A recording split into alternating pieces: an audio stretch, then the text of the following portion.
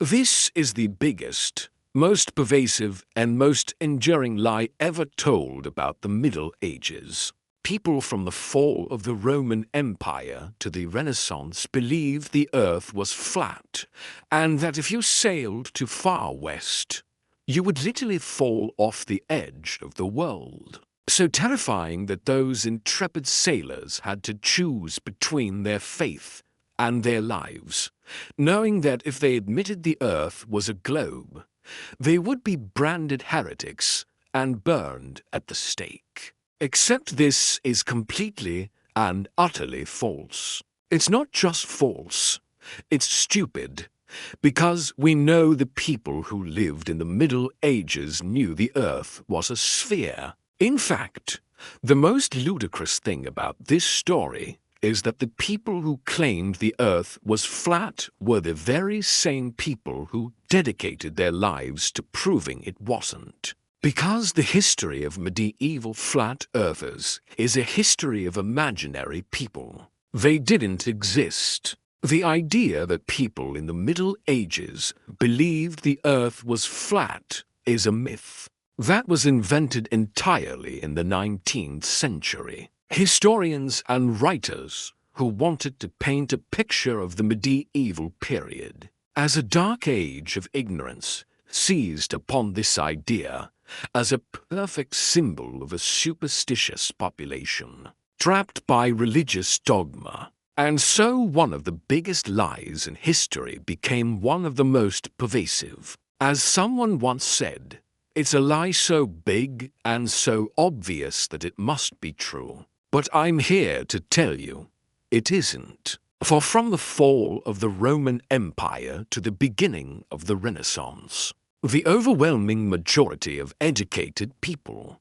from monks in monasteries to scholars in universities, believed the earth was a globe. To them, this wasn't some controversial theory or radical idea. It was as self-evident as the sun rising in the east. After all, it was an idea that had been handed down to them directly from ancient Greek and Roman thinkers like Aristotle and Ptolemy, and their ideas were preserved, copied, and studied in medieval monasteries and universities across Europe. So anyone with access to those texts knew the earth was round. What's more, these ancient ideas weren't lost on medieval scholars. They were well aware that Aristotle had proven the earth was a sphere. How do we know? Well, because they wrote about it. All the time, Aristotle's proof, which is detailed in his 4th century BC work, The Nature of the Earth, was actually quite simple. He noticed that during a lunar eclipse, the Earth casts a shadow on the moon. And if the Earth were flat, that shadow wouldn't be curved. It would be straight. And this observation alone proved to him that the Earth had to be round. Aristotle also knew that the constellations you see change as you travel north or south. If the Earth were flat, then why would that happen? So the Earth must be curved. Medieval scholars were well aware of this argument, and to them, it wasn't a theory, it was a fact. But Aristotle didn't just think the Earth was round. He actually went ahead and tried to measure the Earth's circumference, and he came up with a pretty impressive estimate for his time.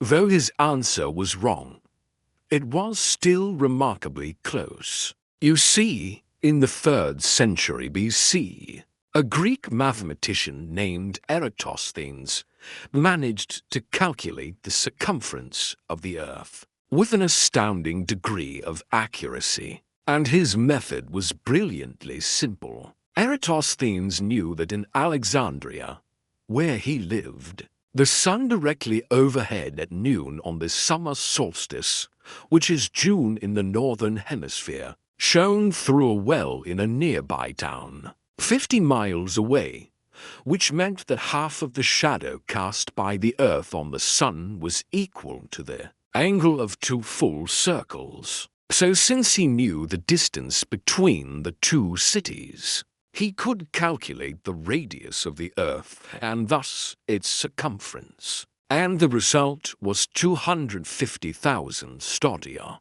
Now, the stadium was an ancient unit of measurement equivalent to about 600 feet. So the Earth's circumference in stadiums was about 157,000 miles. The actual circumference is 20,963 miles. So, what's the difference? Well, Eratosthenes got it almost right. His calculation was only 100 miles off. Medieval European scholars knew all of this, all of which pointed to one inescapable conclusion. The Earth was round. So anyone with access to the ancient texts would have known that the Earth was a globe.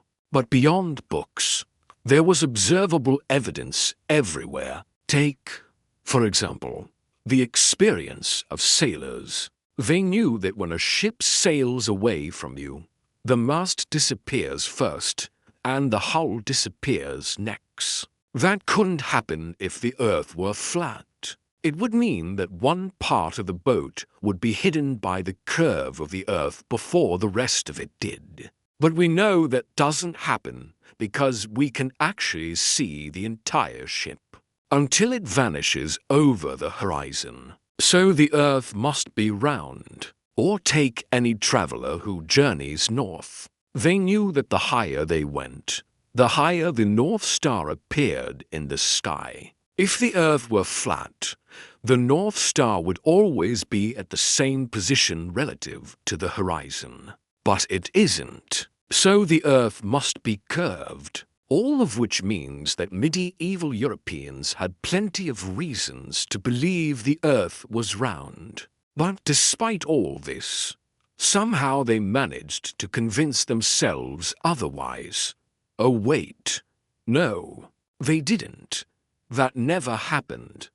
That's not a thing that occurred in history, not even close. You see, the idea that the Church actively suppressed knowledge of a spherical Earth is another layer of nonsense atop an already ridiculous cake. Because the Catholic Church didn't suppress the idea of a spherical Earth. Because it was afraid of what would happen if people realized the Earth wasn't flat. That's simply because they didn't believe that. In fact, most of the scientists and scholars who promoted the idea of a spherical Earth were clergymen. The only known exceptions were a few obscure Christian writers from late antiquity, like Lactantius, who believed the Earth was a disk enclosed by land and water, which prevented people from falling off the edge. But their ideas were never mainstream,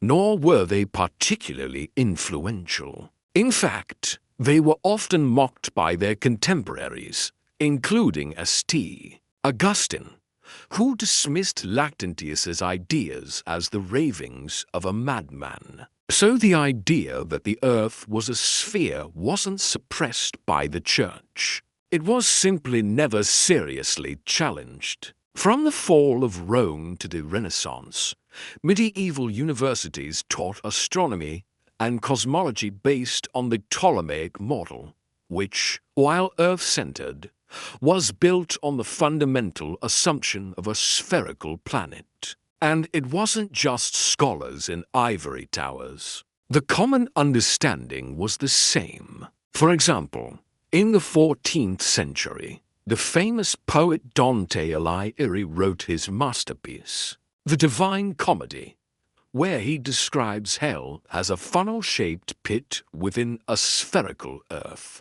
And that wasn't an obscure footnote or a throwaway line. It was central to the poem. Something that wouldn't have made sense if Dante thought the Earth was flat.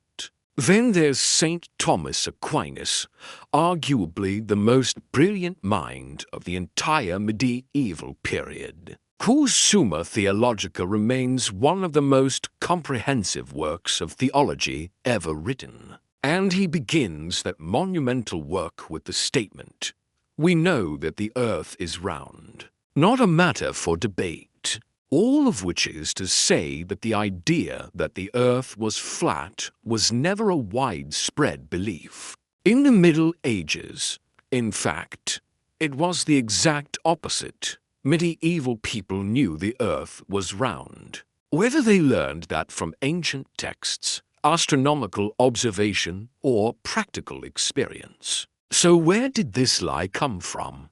Who was responsible for perpetuating this fraud? Well, the honor goes to an American writer named Washington Irving. In 1828, he published a fictionalized biography of Christopher Columbus, where he invented the idea that Columbus had to battle against a flat Earth belief in order to convince people that the Earth was actually a globe. In this version of events, a handful of ignorant flat earthers stood in the way of progress. They refused to believe the Earth was round and predicted that Columbus would surely die if he sailed off the edge of the world. And so, poor Columbus, having already suffered through years of ridicule and dismissiveness, had to endure the additional torment of fighting against people who believed the world was flat. And this story stuck.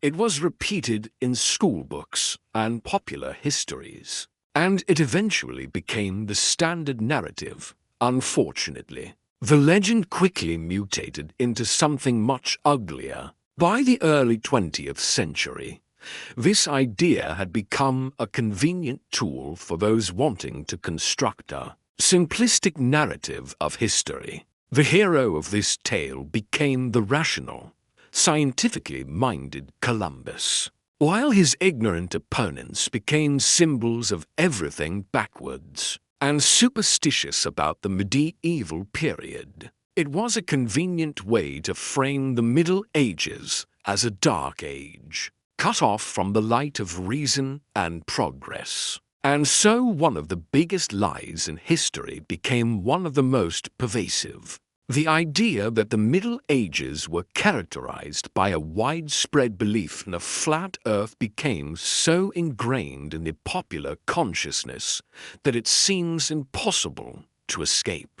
And that's a damn shame, because the reality is that the Middle Ages were an era of intense intellectual curiosity and the preservation of knowledge, not a time of global ignorance. But maybe it doesn't matter.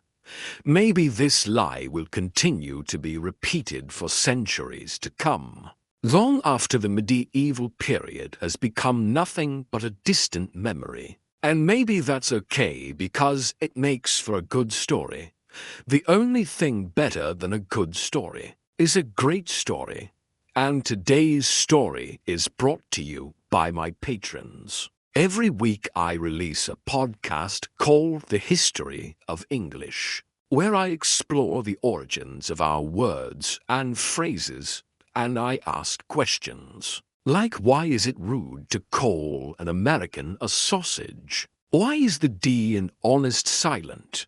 And how does the word farting relate to the Viking god Thor? Well, you can find out by listening to the episodes now available on Patreon. For a small monthly donation, you can gain access to exclusive content, early releases, and even suggest your own topics. It's a great way to support my channel directly and help me produce even better videos.